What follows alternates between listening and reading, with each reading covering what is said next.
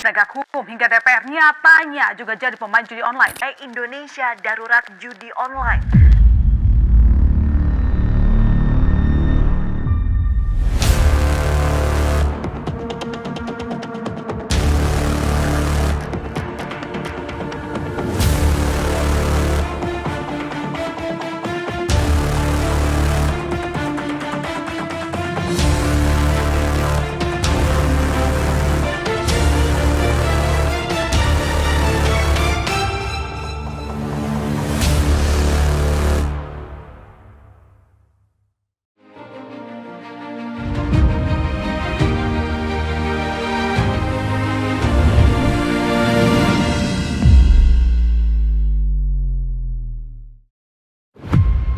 Shalom, bertemu bersama saya Edward Purba.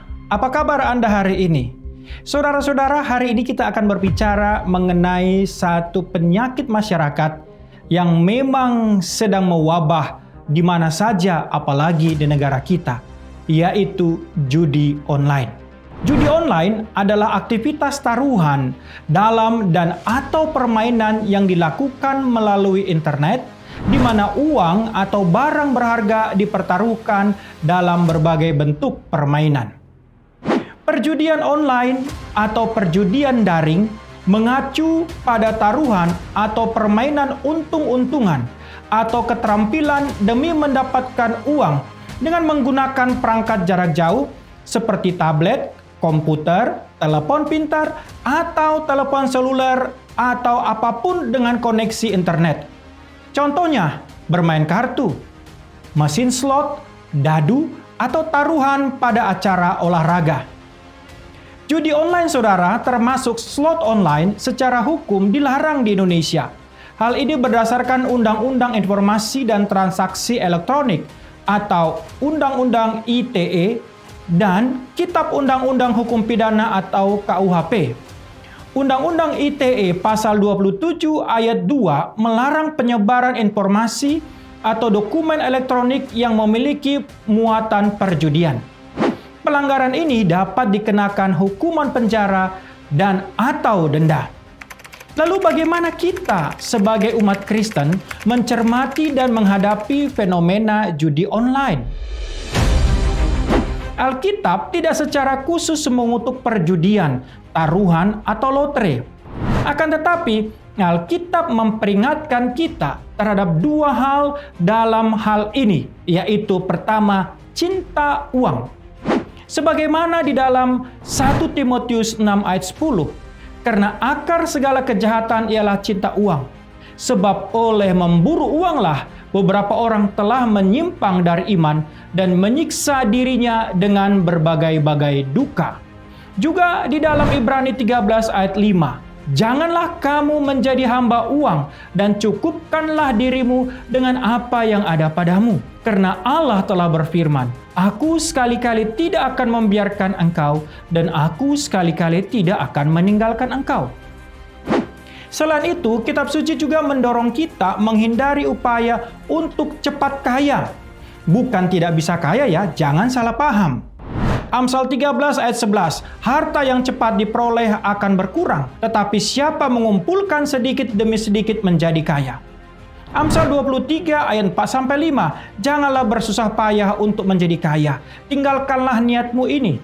Kalau engkau mengamat-ngamatinya, lenyaplah ia. Karena tiba-tiba ia bersayap, lalu terbang ke angkasa seperti Raja Wali.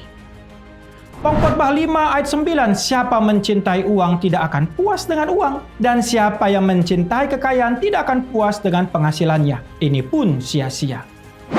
Oleh karena itu, mengacu kepada Alkitab, mengajarkan kita harus bekerja keras dan mencari nafkah, 2 Tesalonika 3:10. Sebab juga waktu kami berada di antara kamu, kami memberi peringatan ini kepada kamu, jika seorang tidak mau bekerja, janganlah ia makan.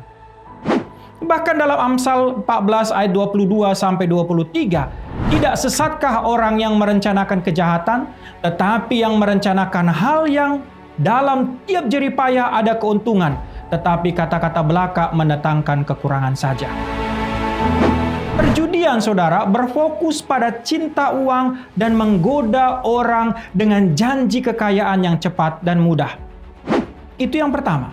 Yang kedua, perjudian sebenarnya didasarkan pada kerugian, rasa sakit, penderitaan orang lain.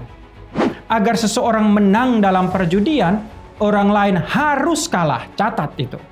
Dan terkadang yang paling merugi adalah orang-orang terdekat si penjudi. Keluarga yang terpengaruh oleh kecanduan judi online memiliki risiko yang lebih tinggi untuk mengalami hasil negatif seperti perceraian, kebangkrutan, pelecehan anak, kekerasan dalam rumah tangga, kejahatan, dan bunuh diri. Untuk informasi lebih lanjut tentang aspek masalah ini, saudara-saudara coba menggali ayat-ayat berikut ini yang mungkin di rumah saudara bisa membukanya.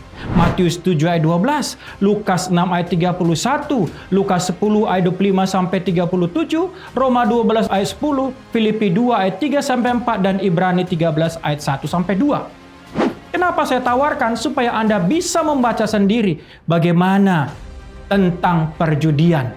Bagaimana tentang masalah yang dihadapi jikalau kita terjun kepada judi online ini.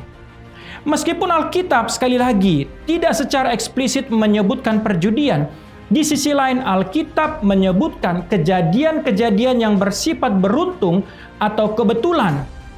Misalnya, ternyata ada loh di Alkitab membuang undi adalah metode yang ditentukan Allah untuk memilih antara kambing kurban dan kambing hitam. Imamat 16 ayat 8. Kadang-kadang hal ini digunakan oleh para penjudi untuk melegalkan, memperoleh legalistik tentang perjudian mereka.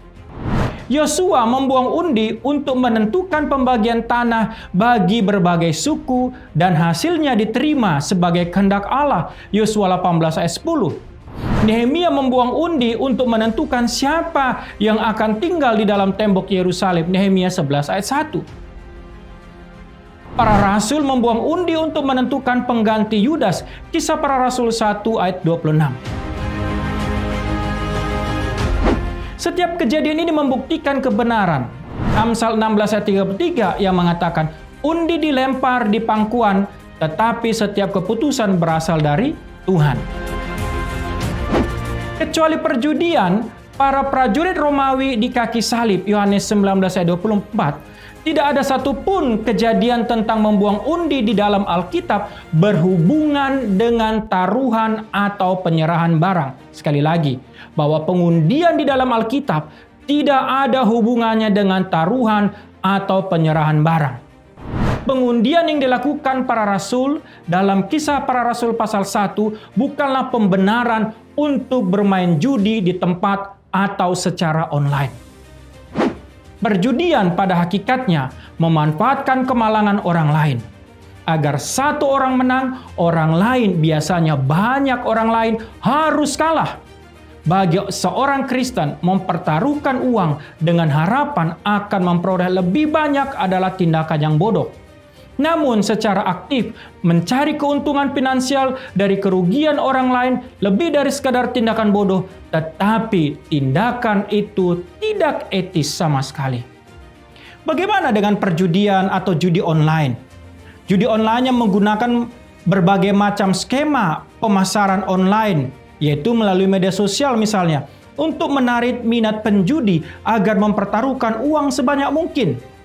Padahal segala sesuatu sudah diatur untuk mengambil uang dalam jumlah besar dan tidak memberikan imbalan apapun kecuali sensasi sesaat dan kesenangan kosong, merasa kebersamaan, kepuasan nafsu, dan merasa puas. 1 Timotius 6 ayat 10 memberikan hikmat yang berhubungan langsung dengan perjudian. Karena akar segala kejahatan ialah cinta uang. Sebab oleh memberi uanglah beberapa orang telah menyimpang dari iman dan menyiksa dirinya dengan berbagai-bagai duka. Mereka yang berjudi tidak dapat mengikuti nasihat Ibrani 13 ayat 5. Janganlah kamu menjadi hamba uang dan cukupkanlah dirimu dengan apa yang ada padamu. Karena Allah telah berfirman, aku sekali-kali tidak membiarkan engkau dan aku sekali-kali tidak akan meninggalkan engkau. Saudara, dua ayat ini selalu saya ulang-ulang untuk menyadarkan kita tentang bahaya judi. Melayani Tuhan dan melayani uang tidak dapat dipadukan kalau itu kita membaca Matius 6 ayat 24. Singkatnya saudara-saudara, perjudian adalah pengelolaan yang buruk atas sumber daya yang diberikan Tuhan. Perjudian berupaya mengabaikan pekerjaan yang jujur. Perjudian mendorong keserakahan dan ketamakan. Seorang Kristen tidak boleh terlibat dalam perjudian atau dalam bentuk materialisme lainnya. Soli Deo Gloria.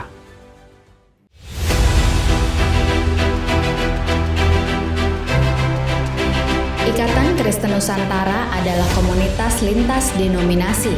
Ayo, kita berkolaborasi dengan kasih, bersinergi dengan semua gereja dan lembaga Kristen lainnya untuk membina dan memberikan beasiswa kuliah bagi anak-anak Kristen yang berprestasi namun terkendala biaya, supaya anak cucu mereka akan perkasa di bumi dan keselamatan yang dari Tuhan sampai ke ujung bumi.